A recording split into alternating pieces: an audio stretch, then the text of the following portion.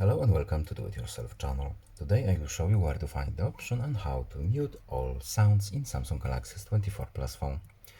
So the fastest way to do it is to simply swipe from the top, and now here we are looking for our Do Not Disturb, for example, or we can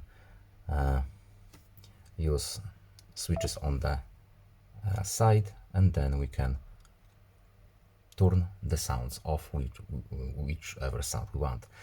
Or we can go to settings too, then accessibility, then hearing enhancement, and here we have mute all sound option with a few more presets and settings that we can change.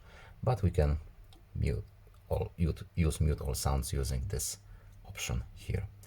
And that's all. I hope this video was helpful to you. Please leave a like and subscribe. Have a nice day and see you in the next video. Goodbye.